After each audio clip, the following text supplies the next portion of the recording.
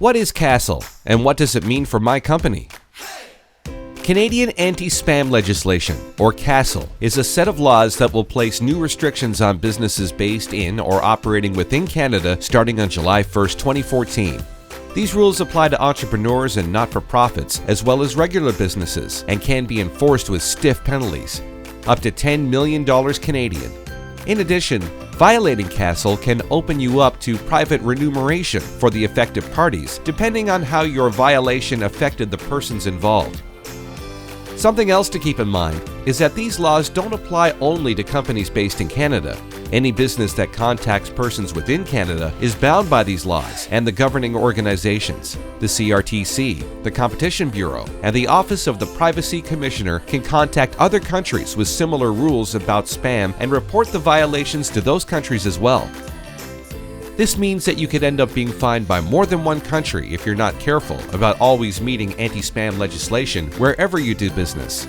If your company is based in or operates in Canada, it's incredibly important that you understand what CASL laws are, how to comply, and how CASL will affect your practices moving forward. CASL will change how you're able to send out promotional messages and make things clearer for both your consumers and businesses going forward. The goal of CASL is to reduce the harmful effects of spam and better protect Canadians while ensuring that businesses can continue to compete in the global marketplace. CASL seems a little daunting at first, but once you understand what the laws mean for you, it's just a matter of putting together some communications and adjusting existing practices to make sure you're adhering to the legislation. The piece of CASL that will have the biggest impact on Canadian companies and companies operating in Canada is the laws prohibiting companies from sending commercial electronic messages, CEMS, to any contact without consent, identification, and an unsubscribe mechanism. That means that 1. You have expressed or implied consent from all your contacts to receive CEMS. 2.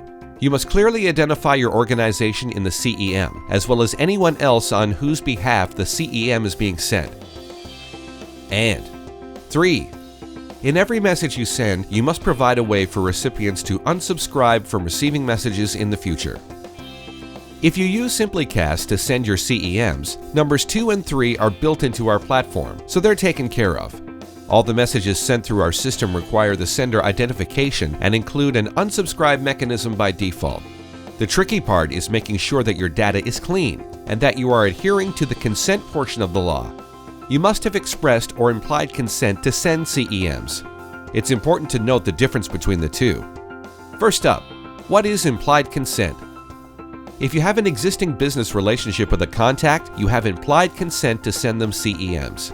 An existing business relationship is defined as a business relationship between the recipient and the sender arising from the purchase of a product, goods, or service within the 2-year period immediately before the day on which the CEM was sent, or arising from an inquiry or application within the 6-month period immediately before the day on which the CEM was sent.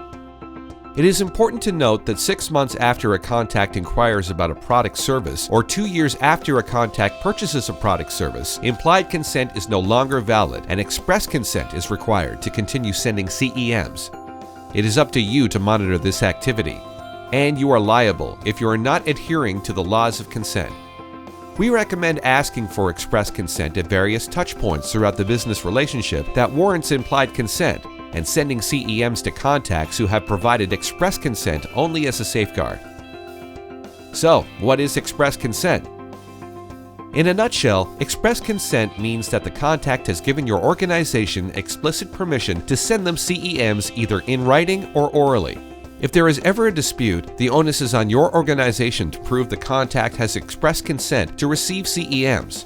So we recommend maintaining a database of all that information. Organizations should track how consent was obtained, when it was obtained, why it was obtained, and the manner in which it was obtained. If you use the SimplyCast contact management system, everything can be tracked there.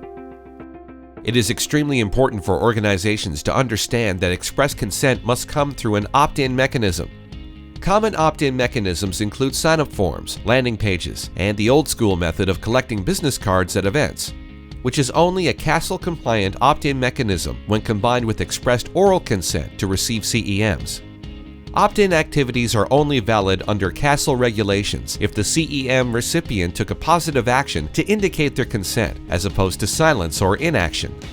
For example, when connecting data using a form or landing page, you can include a blank checkbox, which the user can check off to indicate consent. A pre-checkbox cannot be used, as it assumes consent instead of requesting it. The biggest worry in the Canadian marketplace right now is obtaining express consent to receive CEMs from existing lists and databases. Don't worry, there's a grace period of 3 years or 36 months to make sure that all your current contacts have provided express consent to receive CEMs from your organization. This grace period only applies to contacts who have not previously opted out or unsubscribed from CEMs.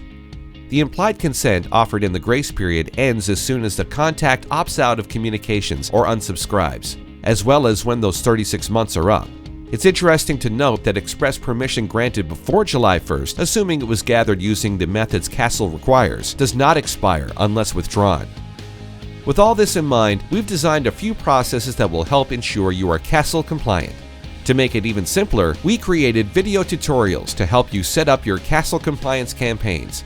Check them out at our CASL page, simplycast.com/CASL.